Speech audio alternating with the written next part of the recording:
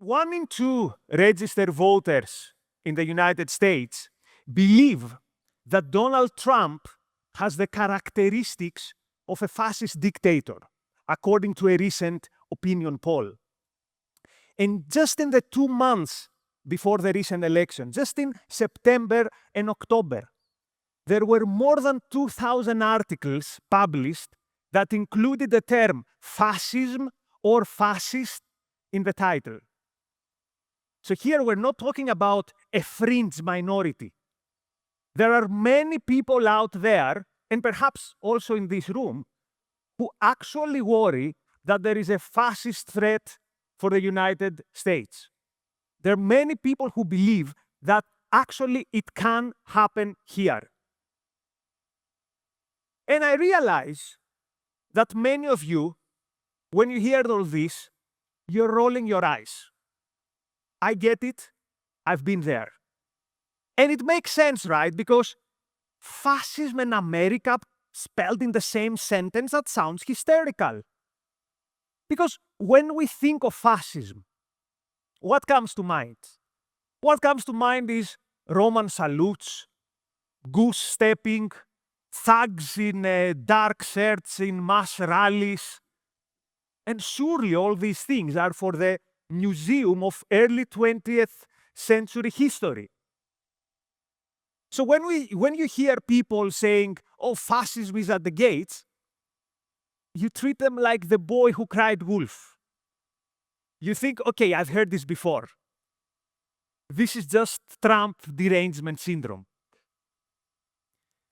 But here's the thing. If you remember the actual story of the boy who cried wolf, the boy was clearly not to be trusted, but there was a wolf out there after all. And we have to admit that in the last 10 years, since Donald Trump entered, let's say, the central stage of politics, we have seen odd things. We have seen also some worrying things. So I think it is worth asking, is there a wolf of right-wing authoritarianism lurking out there? And also, have we seen these traces, these footsteps of this wolf before? Can we recognize these footsteps? So our topic today is, are the footsteps of fascism evident, traceable in America today? Now, before we address these very important questions, first we need to make sure we're talking about the same thing. So let's try to agree on some very basic definition of what do we mean by fascism. Now, for some people, fascism is whatever is slightly to the right of Hillary Clinton, but surely we need to be more specific than that. So I've spent the last many months studying fascism, and what I realized is that the essential, the fundamental in fascism is not the fancy uniforms and the optics and the mass rallies. The essential in fascism is a worldview, a way of seeing the world and a way of seeing the relationship between the individual and the state. In fascism, the important unit, the important thing is the state. The state has a life of its own, irrespective of its individuals. So fascism is proudly a collectivistic movement. And the collective that the state represents usually is the nation, but it can also be the race, for example. Now, how does the fascism sell this collectivism? How does fascism build an emotional rapport with the people? It does this by using national myths. It does it by using stories. Stories that promise to elevate you to a higher dimension, to a higher spiritual dimension. So fascism has this spiritual element, for example, that communism is mostly lacking. Fascism tells you that your life is wasted. You're a white-collar worker working in a cubicle. Is this how you dreamt life to be? Your ancestors were fighting with swords And you are what? You're like a Nietzschean last man. So fascism tells you, come with us and your life will get meaning. You'll fight for something bigger than yourself. Now, what exactly this something bigger than yourself is never becomes clear. But it doesn't have to be. Fascism is more of a vibe rather than a concrete intellectual theory. So the two characteristics, collectivism with nationalism and this promise of spiritual uplifting. And how will fascism get there? Again, proudly fascists will tell you, to make this omelette, we're going to break eggs. There will be violence because there has to be struggle. This spiritual uplifting can only come through struggle. Because if you skip working your easy job at your office, you're not going to develop. You're not going to reach this higher spiritual realm. So this is what fascism is in a nutshell. Now, for the things that are pressing for us today. How does fascism establish itself in a society? How does it set a foothold? What is the playbook that fascists use in order to make culture ripe for an authoritarian takeover? What are the tools that fascists use? And once we establish these tools, then we can check, are these tools at play these days in American society? Is this playbook actually working? Because if it is working, then we can say we should be at least worried here. The first and most successful tool that fascists are using is the story that we are here to save you from a great crisis. We are here to restore order. There has been this decadence for so long, and we are here to put a stop to this decadence. There is this big threat out there, and we are here to protect you from this threat. With the original fascism in Italy, the threat was the revolutionary left that was taking over factories and taking over agricultural land.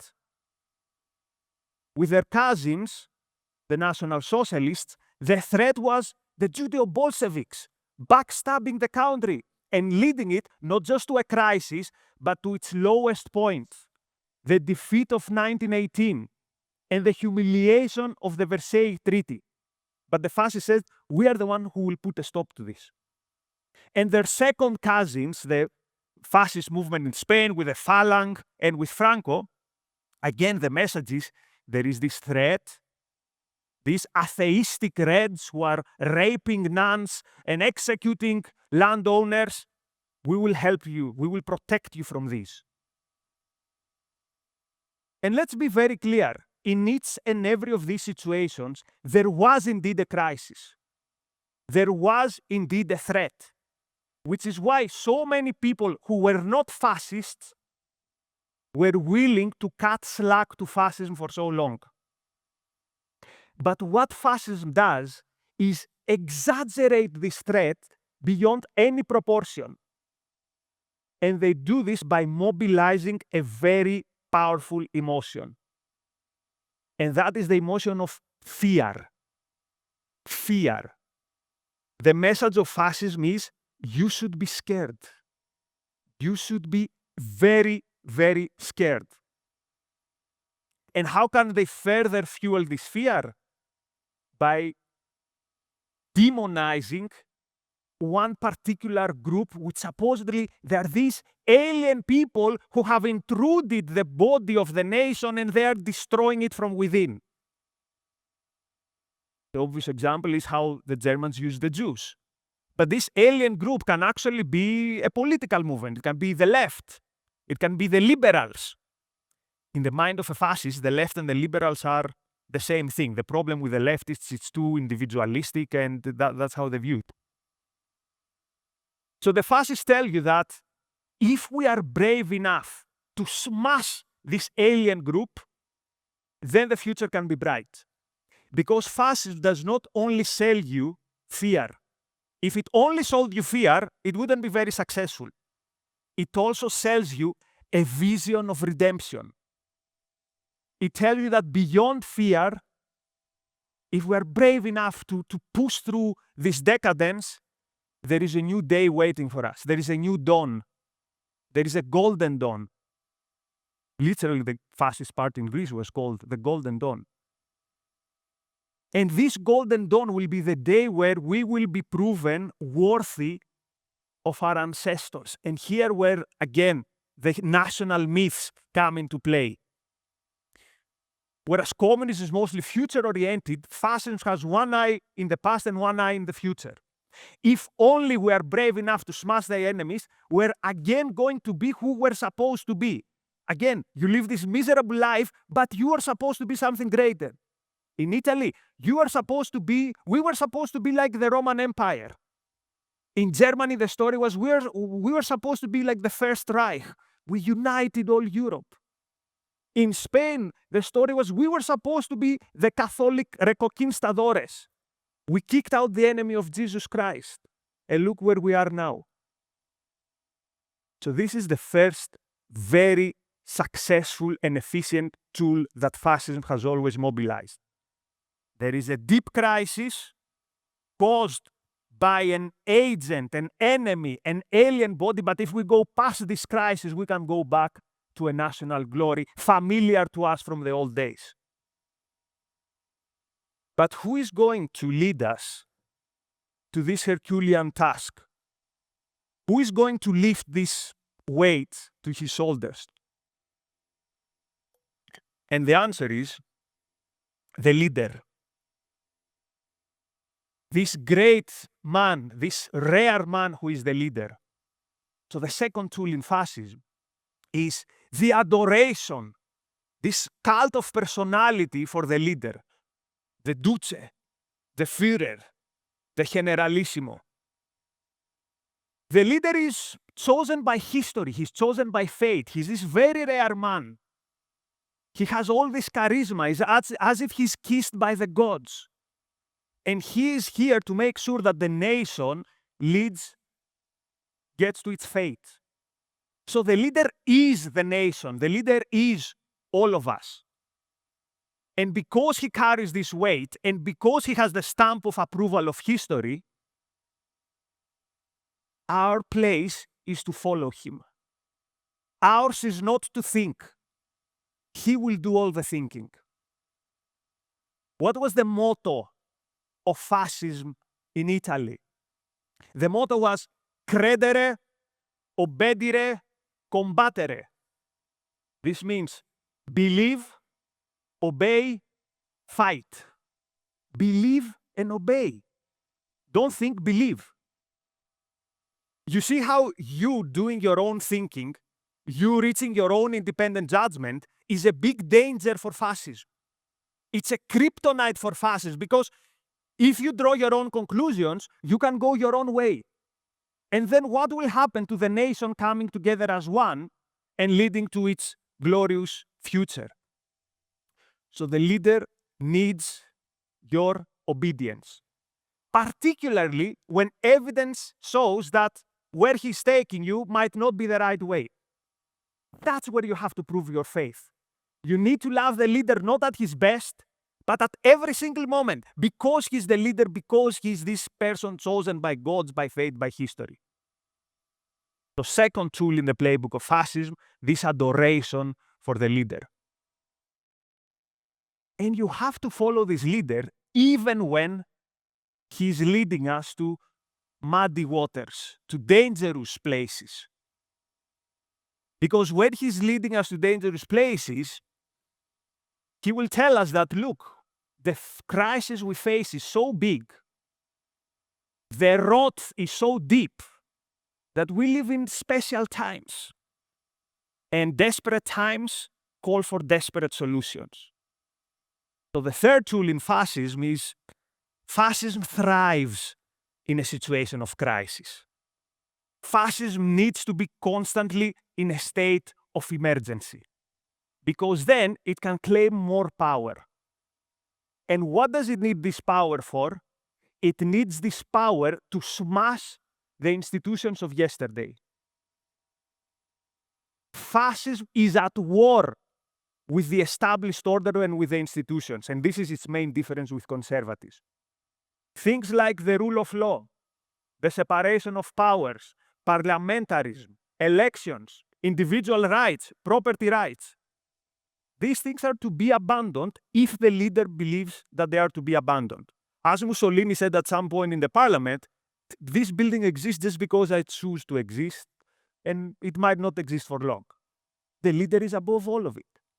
And if you see it from the story that fascists tell you, it totally makes sense why we need to get rid of all these institutions. Because if these institutions were any good, why is the nation in the crisis that it is? If your freedoms are so important, why are we experiencing this decadence? So the institutions need to be a thing of the past. We need to be brave enough to break with them. And for this, we need more power. This is the third tool that fascism uses in its playbook. So the three tools, to sum them up, is number one, this story that there is a crisis and now is the time to stop this crisis and only we can do it. The second tool is the person who will lead us beyond is the charismatic leader, the person who is never wrong.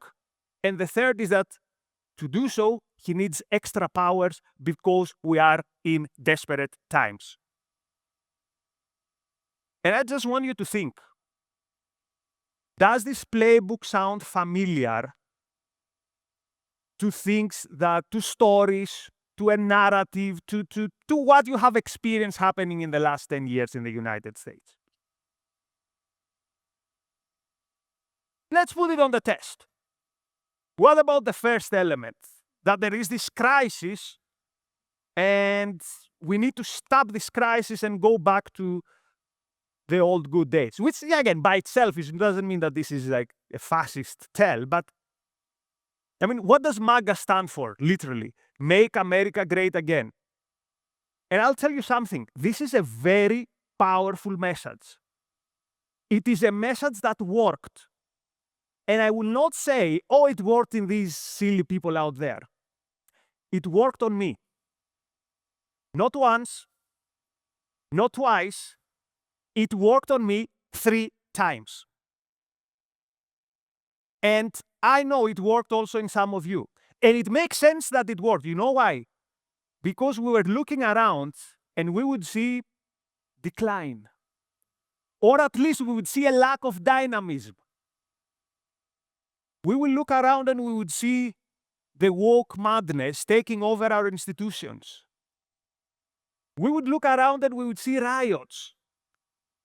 We would see hoodlums with kefiyas celebrating torturers and rapists and occupying our universities. And you know what I said when I saw all this? You know what? Give me anything but that. Anything but that. Anyone who can make this stop, whatever, I'll cut you slack. And Trump said, I will put an end to all this.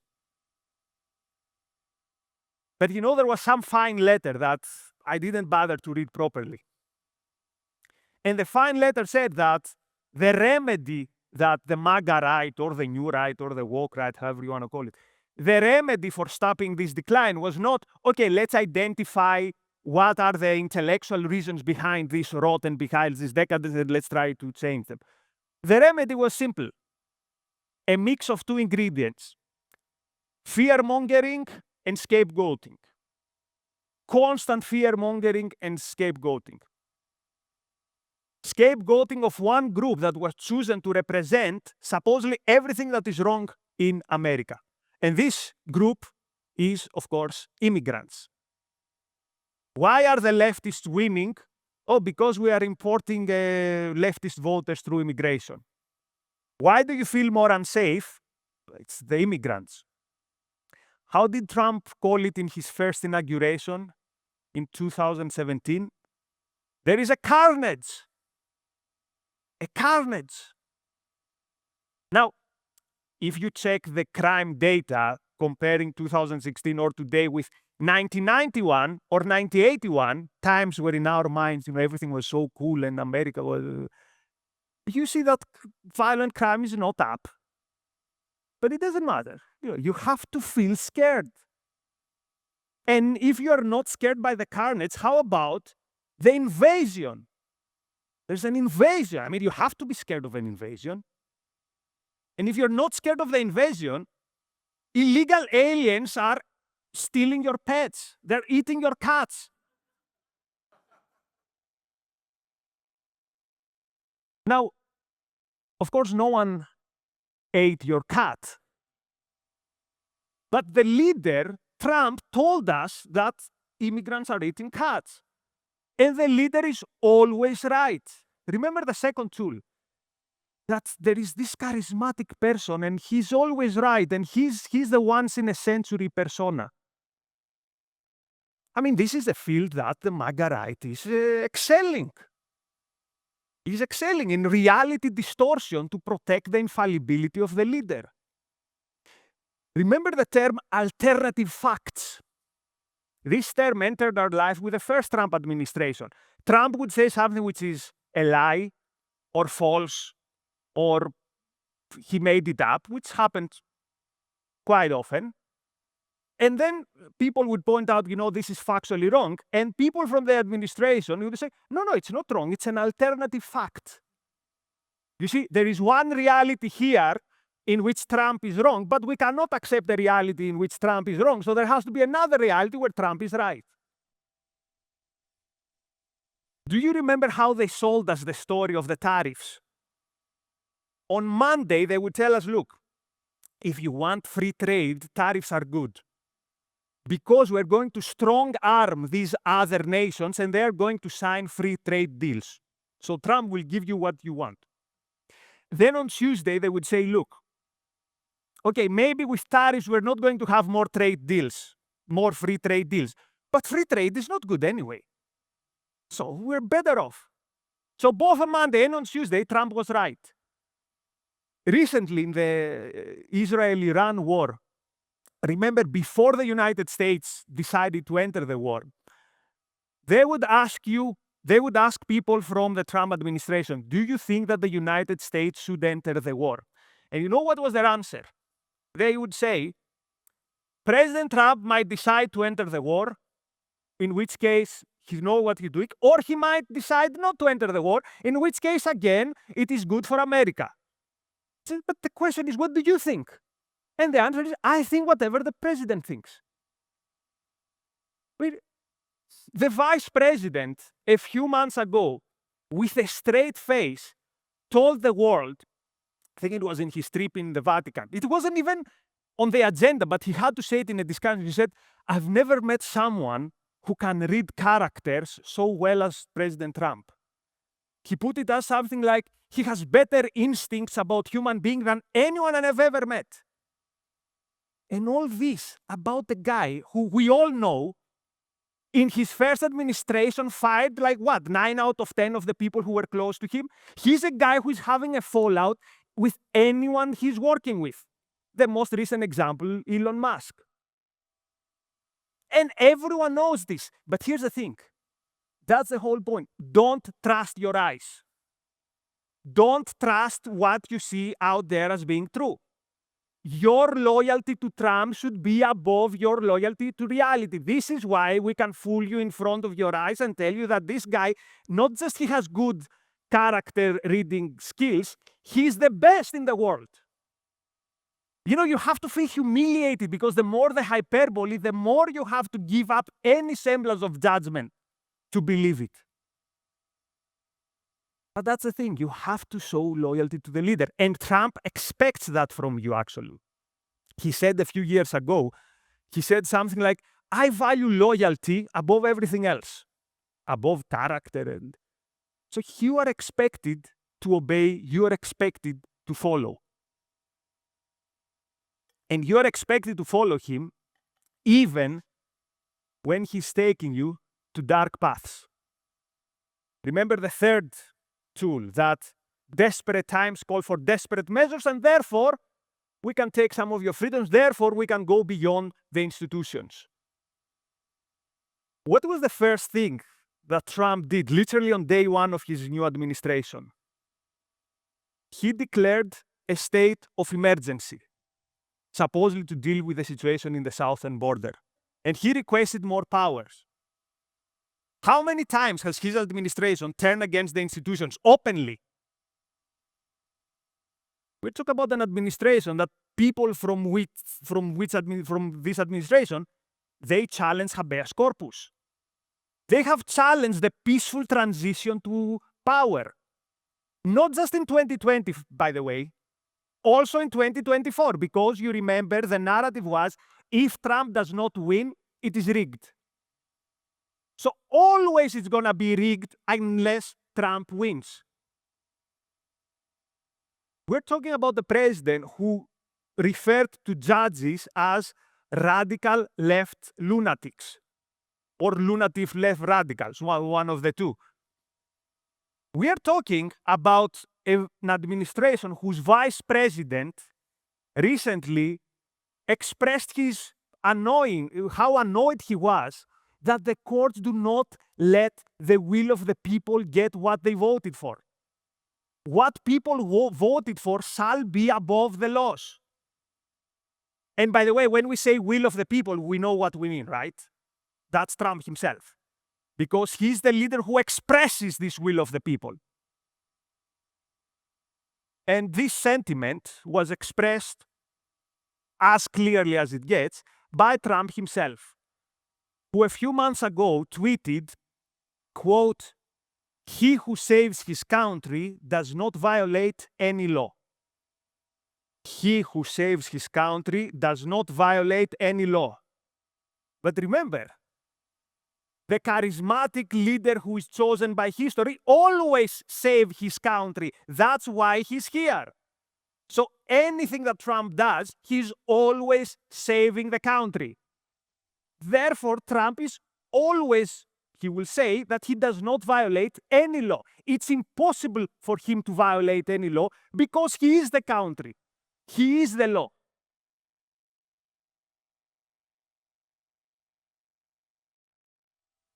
So what I've tried to show you today is that if we look back at history, fascism is a disease that gives plenty of warning symptoms. It's not like something that strikes you out of nowhere. It gives plenty of warning symptoms. And the United States today exhibits many of these symptoms. There is a playbook that has been historically used to make a society fertile for an authoritarian takeover, and this playbook works like a charm in the United States of today.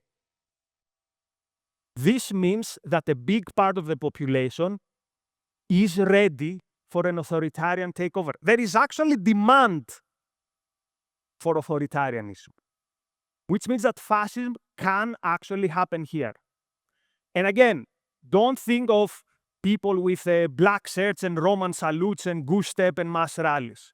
That's not the essential in fascism. The essential is the collectivism, the nationalism. The essential is this claim, this call to forget your reason, just believe, have faith. By the way, it will be interesting to see what's the role of religion in all these developments. And the third essential is and will be the authoritarianism. And remember, Americans voted 3 times for someone who wore authoritarianism on his sleeve. And many voted for him not despite of his authoritarianism, but because of his authoritarianism. So I think this is a culture that is ripe for an authoritarian takeover. Does this mean then that Donald Trump is a fascist? And I think the answer is no. Because to be a fascist demands some level of intellectual commitment. It requires some attention span. So I don't believe that Trump is a card-carrying fascist. And for what it's worth, I don't think he wants to be. He has definitely the authoritarian instinct. He's seeing an opportunity and he's giving it a go, but he's not a fascist. Is the MAGA right a fascist movement? Again, my answer would be no. The MAGA right is this too vague. It's like 50 different shades of illiberalism, of authoritarianism, from the Christian integralist right to the national conservatives to the traditionalists, but it's too loose. You cannot give it one label, certain like fascism. But here's the thing. In a culture, in a society that is sick, in a society that is ripe for an authoritarian takeover, it doesn't matter that the current resident of the White House is not a fascist. This just buys us time. And we have to make use of this time and to fight. To fight to make this culture, which is currently ripe for fascism, which is currently a fertile ground for authoritarianism, to make it hostile to authoritarianism. To make America immune to fascism, as it was built to be. And how do we do this? Well, we fight for the ideas that are the opposite of the ideas of fascism. We fight for freedom, for your right to live your life or whatever you think. To fight for truth and reason. Remember, truth and reason are the disinfectants of fascism. They're the kryptonite of fascism. And we fight this fight with a very Syrian knowledge that we who understand what actually made America great, what actually made America special, we are a minority. And I understand how this can be dispiriting. We're like the 300 Spartans in Thermopylae. We are facing hordes of enemies. And we look left and right, and what do we see? More and more people are throwing their shields and they run from the fight. They actually run and they join the hordes of the left and the right, the tribalists and the collectivists of the left and the right. And you know what? It is tempting quite often to think, maybe I should do the same. I mean, who wants to be the last man standing?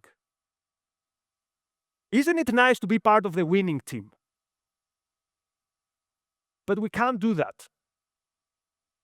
How can we go for something that we know is destructive? How can we go for something that we know is not the truth? It will be destructive for our country, for ourselves, for how would we view ourselves in the mirror? So I think we should just stand our ground and fight. And who knows? Maybe if we fight bravely enough and valiantly enough, maybe we'll inspire more and more people, as it happened in the real Battle of Thermopylae. And then maybe there will be a chance for us. Maybe there will be a chance for America to stop the road to fascism.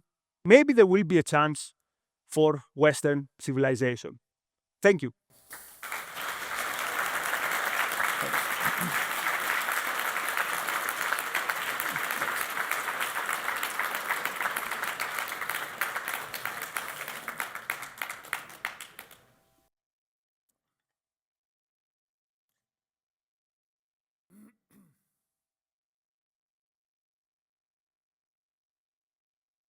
Hello.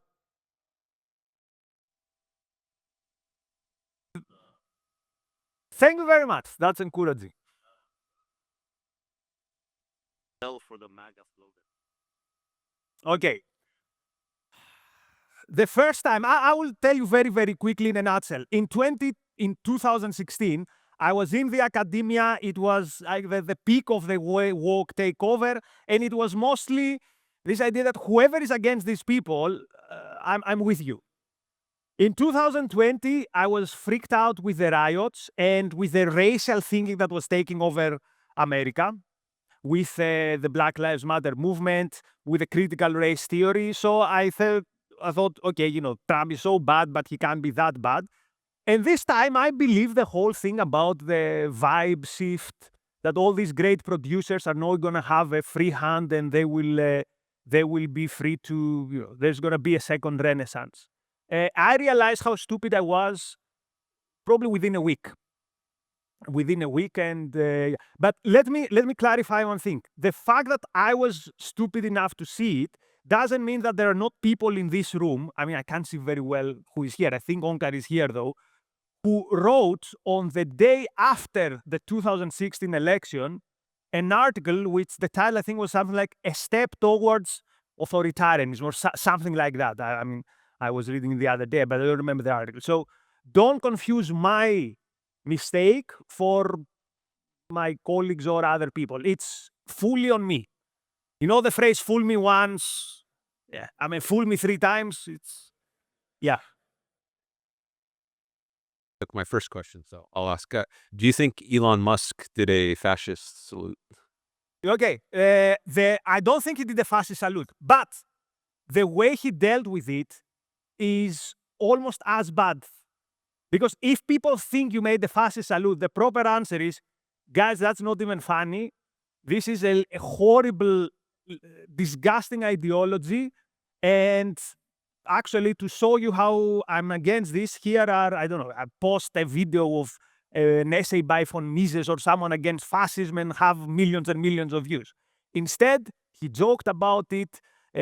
Twitter these days is, I enter Twitter and the first 10 minutes, like 10 seconds in the scroll, I see like 10 anti-Semites or I don't know what. So I don't think he actually wanted to do a fascist salute, but the aftermath of it is as bad as if he did a fascist salute.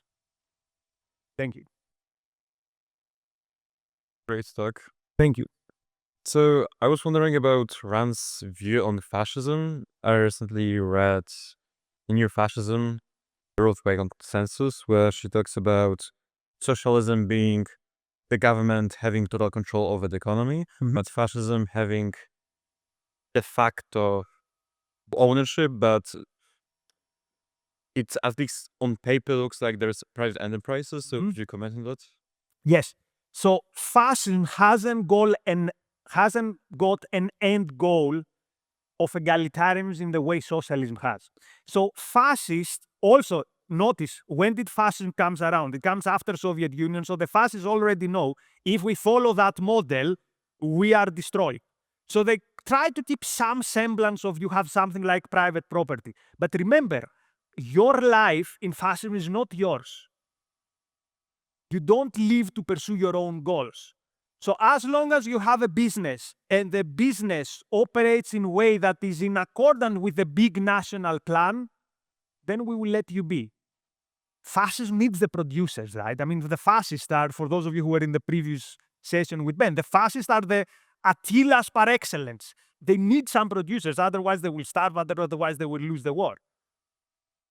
But what was the question? Sorry, now I've... About Rand's position on that, because she talked about fascism as being essentially the system where the property is owned privately, but Yes, only... yes, that's perfectly right. Property is on paper private, but for anything to do with your business, you need to have an approval by the state. And this is not freedom. This is not freedom. It's just that it's a semblance. Is it essential fascism or... But it's essential to the economics of fascism. Okay. It's essential to the economics of fascism. So there can't be free market fascism. If you know anyone, there's some anyway, if you know anyone who believes that there can be, tweet it. Yeah, it's pity for them. Okay, Yeah. thank you. Thank you. Nikos. Hello. So I agree that America is prone to walking further down the path of right-wing authoritarianism. But in your evaluation, is America at risk of a strictly principled, ideologically consistent fascism as seen in 1930s Germany? Because it seems that the Weimar Republic was a far more intellectual culture than the culture we see in America today. And so were they more prone to that threat? Yes. So to answer this question, we cannot answer it without mentioning, and I didn't mention it in my talk, the ultimate analysis of the situation, which is Dr. Peikoff's ominous parallels. Dr. Peikoff, in his book Ominous Parallels, he studies the culture in Germany, the philosophical tradition in Germany, and shows how it led to the Weimar Republic, how it led to the fascist takeover. And he studies American society. He studies it by the point of the 80s, and he says, I see a disintegration. A disintegration. It's not that there is one philosophy which is bad philosophy coming together. It is that there's such a chaos that this chaos can give life to monsters. And later, he stuck to this position, and his ultimate prediction around 2012 was that, yes, indeed, the disintegration has reached a point that American exceptionalism, in terms of this is a culture that celebrates production, individualism, the pursuit of happiness, is, for all things, not there anymore.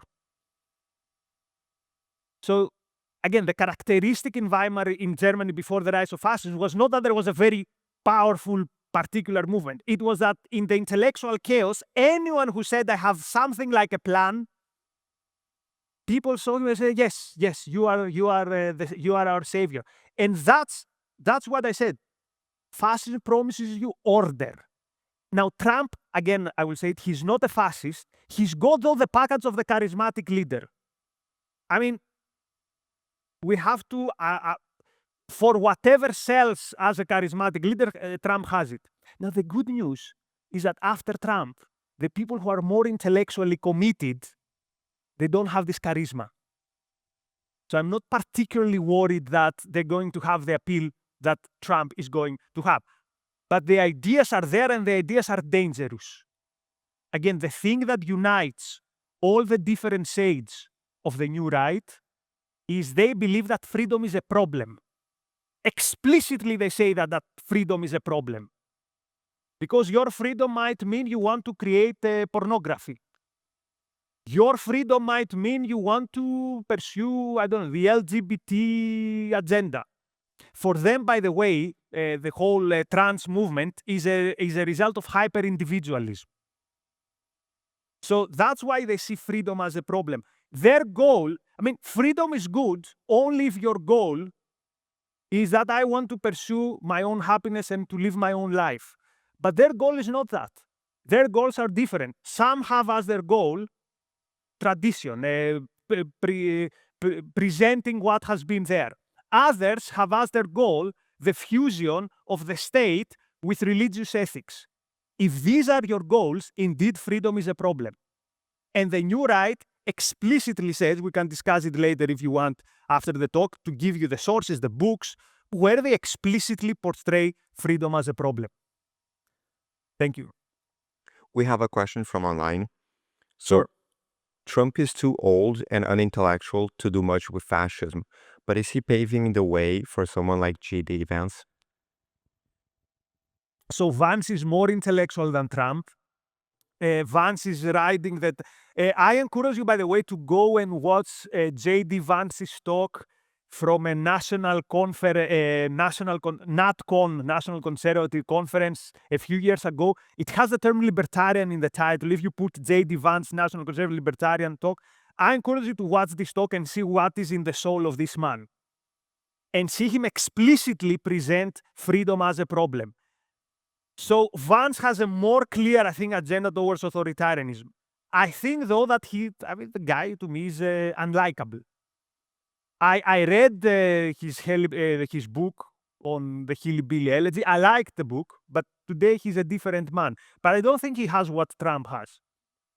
But again, we need to be very, very vocal about who these people are and what they're after. We cannot just say, well, we agree on one part. I mean, I don't even know what we agree on. Let's say this strike against Iran was cool. Though we should be very explicit. These people are opposite of us. They explicitly consider freedom a threat. And we should fight them with whatever we have. Idamar. I have two questions. First of all, do you see any remedy inside the Republican Party in the future, voices that are against this national conservative movement? Okay, that's a good question because it helps me use something that I took out of the talk. For fascism or any such movement to win, what they rely on is the at least toleration of more mainstream, I don't want to call them rational, but more moderate parts. So what did the moderates in Italy and in Germany do? They said, look, let these crazy people come to power, we will control them. I mean, how stupid they were, right? And how disgusting it is to see senators, Congress people who some years ago were waving Atlas shrugged and saying, this is what inspires me, now following Trump in everything. Maybe they disagree here and there on tariffs, but I mean, the capitulation of the party to Trump has been absolutely disheartening. Now, if the alternative to Trump won't come from that party, where is it going to come from? I don't know, honestly. I don't know. But I don't have any hope. Okay. I mean, do you see anyone in the... No, I asked you because I'm very ignorant on the issue, so I was interested in your opinion.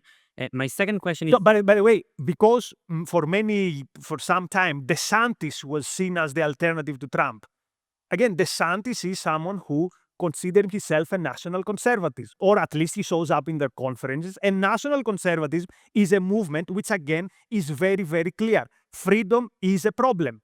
Freedom is a threat. So I cannot trust this guy. You have emphasized in your talk that you don't think that Trump is a fascist and you don't think that the MAGA movement is fascist. And I really liked it because one of the things I wondered while you spoke about it and how people let it happen is that, and I wanted to ask you if you think like that there was a watering down of these terms like fascist and also communist, like they just apply them on everything for years. And I had so many Twitter fights with people, also people in our movement, who were claiming that Kamala Harris is a communist. I mean, I know communists because I was one, and Kamala Harris is not a communist. And again, I'm constantly torn on that because by saying that Trump is not a card-carrying fascist does not undermine the amount of threat. It's just that some words have some specific meaning. So in the same way that I cannot say that Kamala Harris is a communist just to score or even just to scare people, I don't want to do what some climate scientists do, which is say climate change is so important that, if we just inflate a bit the message, we're going to persuade more people. I can't do that. I won't be able to look myself in the mirror, and I don't think it is useful. We should name things as they are. And the way things are is that what MAGA movement has shown us is that there are no defenses against authoritarianism, or the defenses are very thin. Now, how far they will decide to take it, we cannot know. They might decide to take it even further. I mean, yesterday, or with the flight, I don't know which day it is, but you saw Trump talking about Elon Musk and saying that, if he decides to support the other party, there might be consequences. In what type of republic the head of a state can say that if a businessman is not to my if his politics are not to my liking, there's going to be consequences? I mean, how can we get used to that? Thank you. Thank you. This might feel a little bit out of left field, but it's just a hunch I've had. A certain cultural movement on the internet I've noticed is a sort of masculinity movement. It's a sort of self-help movement, and I personally have benefited from it while, of course, being very selective in taking its advice. Do you, again, this is a hunch, can you comment on any parallels you see between this cultural movement, this masculinity cultural movement, and the fascist cultural movement you've commented on today? This is an absolutely brilliant question. You know how they call the Venn diagrams? The Venn diagram between the red pill, or I don't know if people get what red pill is. It is this movement of this countercultural movement. We're going to teach men to be masculine again. The Venn diagram between this and MAGA is almost entirely, how it's called? Yeah. The number one target group of fascists in the 1920s was alienated young men who fought in the war, and they felt betrayed. That we gave everything, we left our souls on the trenches to come back and now be pariahs. And the MAGA movement has found its own target group in alienated men today who believe that society views them as outcasts. And I totally understand the frustration of gender politics and of gender tribalism. But the solution cannot be a different type of tribalism. That's why I think that at the end of the day, if you don't take the red pill with all the precaution of knowing the context of objectivity and all that stuff, it can be dangerous. But at the same time, there is good advice there in terms of, but it's good advice despite of the tribalism. Yeah. It's good. So the idea that look, your life matters. You have to like this message, which is also very prevalent in fascism, is a message that there's a reason why it resonates. Like if you watch Fight Club, right? I mean, Fight Club, the more you watch the movie, the more it's like, oh, this is poison. But you can't tell me that the movie, it hasn't got parts that are attractive. This idea that you live a life without meaning and your life can be better. Of course, where they take you, somewhere where your life actually becomes even worse. But the idea that you could be more, you could be doing more, you could be better, there could be more meaning, your body, your mind, your soul. This is a powerful message. And here's an opportunity, right, to provide such a message in a way that hasn't got all the poisonous garbage, baggage that the red pill has. Yeah. Very good question. Thank you. I think in the long run, the greatest threat to our freedom is environmentalism. In particular, I think ecofascism. It seems to have all the elements that you mentioned. It's just they don't have a charismatic leader yet. Mm-hmm. What do you think? So why I would disagree. I think environmentalism is very destructive. By the way, it's the most anti-human ideology of all because its most consistent version, which is deep ecology. I mean, if you take Pol Pot and Hitler and all these people, put them together, the distraction compared to what this movement represents would be just a fragment. The reason I don't consider environmentalism the biggest threat towards some form of authoritarianism is because I cannot see how it can be appealing to many people. Environmentalism is anti-heroic, it's dispiriting, it's destructive. It destroy. It doesn't even give you the glimpse. Remember, fascism promises you some spiritual reawakening. It promises you something. Environmentalism just promises you sacrifice. And sacrifice for what? For the polar bears of the future generations. So it has done damage. It is the most successful movement in the history of humanity because there's never been a movement that went from nothing to mainstream and to appeal throughout the political spectrum so quickly. But I think there is a ceiling to how much damage it can do. I don't see people dying for environmentalism. So many people. There were so many people, though, that were willing to die for communism and who were willing to die for nationalism, for example. So we have another question from online. So what is the dividing line between our mixed society and fascism? What is our defining line? Sorry? What is the dividing line? Oh, between yeah. The defining line for me is how much the institutions hold. That's the defining line. And you could put it in different places. You could put it in free speech. But for example, when the courts, when we reach the point where what the courts say doesn't matter, then we are in authoritarian land. Actually, if a head of state, if a government can initiate a punishing campaign against a businessman, not for, let's say, the reason why they went after Apple, that is, a monopoly, but purely because I don't like your politics, I think we are in authoritarianism territory. Now, fascism, if we want to nerd it out, it also includes this idea of popular mobilization, the masses entering the game, mass politics. But the essential, again, is the authoritarianism, and this line is not that far. I agree with the general theme of the talk that fascism seems to be in a prime position I guess, with the cultural context in the United States to succeed. But I think there's a difference between now and Germany in that Germany didn't have the scapegoat target be a group of people that was going to be defended by 150 million people. I think there's about 150 million active leftists who are unwilling to stop the fight. And I don't see how, with how impotent and incoherent Trump and the Trump movement is, how they could convince 150 million people to stand down or to beat them in a political or physical battle. I don't see how that's possible. Do you see much reaction to gathering random people from Home Depot and deporting them?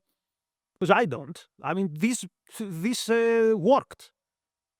And do you remember the White House? This will be the last point. This gives you an insight to the soul of these people. Do you remember this? How they call these memes, where it's like a comic, like a cartoon? With this weird style that became a meme on Twitter like a month ago. Yes, they had this meme of ICE arresting a dangerous immigrant. And remember, this dangerous immigrant was a peaceful-looking, middle-aged woman. And they were mocking it with a spite, like, hey, we got her. Like, again, anyone who has any principles at that moment should say, I don't want anything to have to do with these people ever again. And again, I'm guilty of that. Why didn't I say this after January 6th? I mean, who am I to preach? But so for me, this is clear. They did it and it worked. They did it and there was no outcry from everywhere else in the conservative movement. Where was Ben Shapiro being in the barricades? Where were the think tanks being in the barricades? So I think it flew perfectly well and there was no problem. And next time they're gonna push it a bit more. And I don't think there's gonna be much reaction. We're ending on a very low note, so thank you.